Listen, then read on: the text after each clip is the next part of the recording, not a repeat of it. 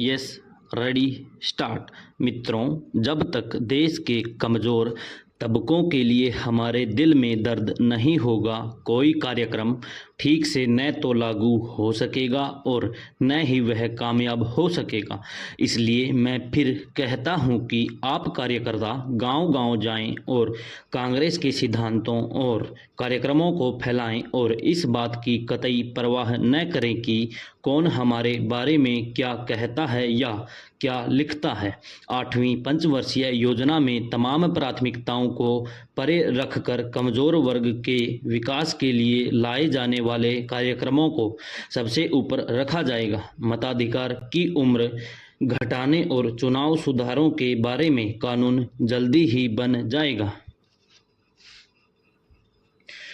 मैं बाहर जाता हूँ, बाढ़ में, सूखे में। मैंने देखा है कि कई जगह कांग्रेस के कुछ लोगों में दिक्कतों में घिरे लोगों के लिए कोई खास दर्द नहीं होता। नेताओं के दिलों में कमज़ोरों के लिए दर्द नहीं दिखता। नेहरू जी और इंदिरा जी के दिल में दबे हुए लोगों के लिए दर्द था।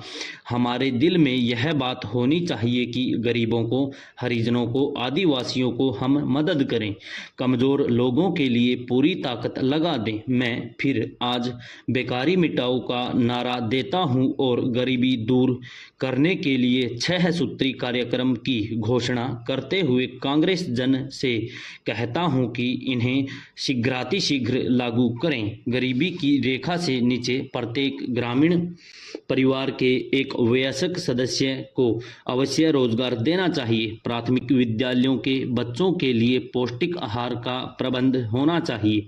गरीबी की रेखा के नीचे हर निराश्रित महिला को निःशुल्क तथा अन्य महिलाओं को सस्ती दरों पर एक जोड़ी साड़ी देनी चाहिए। बेघरों के लिए आवास स्थल और उचित सामग्री से घर बनाने में मदद देनी चाहिए। गांवों में पेयजल, प्राथमिक स्वास्थ्य, बिजली, सड़कों और प्राथमिक विद्यालयों की सुविधाएं अवश्य मिलनी चाहिए। इसके साथ साथ सबसे महत्वपूर्ण यह है कि इन लोगों के लिए सस्ती दरों पर अनाज, मिट्टी का तेल और अन्य जरूरी वस्तुओं को उपलब्ध कराना चाहिए। यह सब कुछ तभी संभव है जबकि सरकारी फिजूल खर्ची पर रोकथाम लगाया जाए।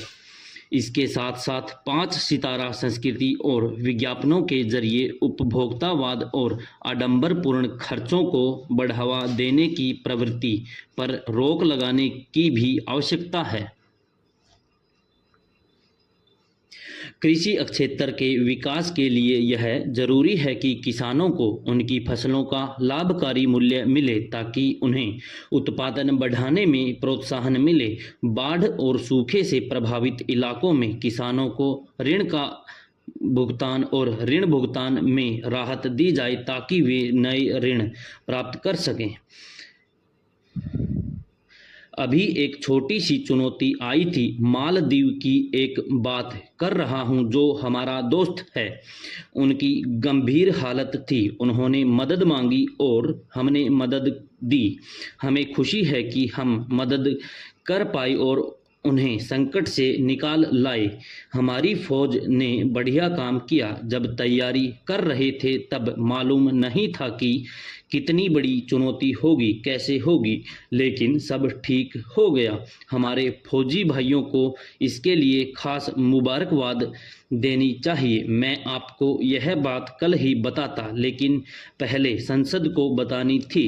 जब मैंने यह खुशी की बात संसद में बताई तो विपक्ष का रुख देखकर मुझे जरा अफसोस हुआ। विपक्ष की हमारे बारे में कोई धारणा हो सकती है, हमारी नीतियों से उनकी असहमति हो सकती है, लेकिन यह दुख की बात है कि जब मैंने संसद में फौजी भाइयों को मुबारकबाद दी तो भी विपक्ष ने हमारा साथ नहीं दिया। यहाँ एक सामंतवादी फ्रंट बन गया है, स्वार्थी लोगों का है, जातिवादी लोग शामिल हो गए हैं।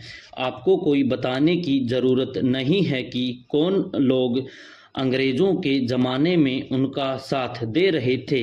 सामंत लोग दे रहे थे। इसी कारण सब अखबार कांग्रेस का विरोध करते रहे हैं। जब नेहरू जी ने गुट निरपेक्षता की बात कही थी तो क्या क्या नहीं कहा गया, समाजवाद की बात हुई तो क्या नहीं कहा गया, उसका भी विरोध हुआ। आज वे ही अखबार समाजवाद की बात करने लगे, धर्मनिरपेक्षता की बात करने लगे, किसान की बात करने लगे और सार्वजनिक क्षेत्र की बात करने लगे। इससे क्या सीखना है? इससे यह सीखना है कि अखबार जो बात आज कह रहे हैं उससे उल्टी बात कल कहेंगे। हमें यह भी सीखना है कि जब हम अपने सिद्धांतों पर चल रहे हैं तो हमें डरने की कोई बात नहीं, घबराने की बात नहीं है। हम अपने रास्ते पर चलेंगे। अखबार वालों को, मैगजीन वालों को लिखने दो जो वे लिखना चाहते हैं। हम जानते हैं कि 20 साल बाद वे हमारी ही बात लिखेंगे। पत्रकार तो क्या, दुनिया ही घूमकर हमारे सिद्धांतों के रास्ते पर आ रही है। ज़रूरत यह है कि हम अपने रास्ते से न हटें। चुनाव सुधार की बात सम्मेलन में हुई है। जल्दी ही इसके बारे में कानून बन जाएगा। हो सकता है कि संसद में पारित हुए प्रस्ताव में कोई छोटा मोटा संशोधन सरकार करे, लेकिन जल्दी ही इस पर निर्णय हो जाएगा। यहाँ पारित हुआ आर्थिक प्रस्ताव बहुत महत्वपूर्ण है। इस प्रस्ताव में कही गई बातों का जल्दी ही असर पड़ेगा। यह असर दो तरह से होगा। एक तो आने वाले बजट में इसका असर आपको दिखाई पड़ेगा। दूसरे, 8वीं पंचवर्षीय योजना के प्रारूप में इसका असर आपको दिखेगा। यह कोई एक साल में ही नहीं हो जाएगा, लेकिन कम से कम कार्यक्रम शुरू हो जाएगा। इस प्रस्ताव को आधार बनाकर 8वीं योजना का प्रारूप बनेगा। इससे आप लोग गांवों तक ले जाएं। जैसे हमने चुनाव सुधारों के मामले पर गांवों तक बहस चलाई, ऐसे ही आर्थिक प्रस्ताव पर चलनी है। फिर हम इसे महासमिति में रखेंगे। बजट से पहले यह कार्रवाई पूरी करनी है। विराम समाप्त।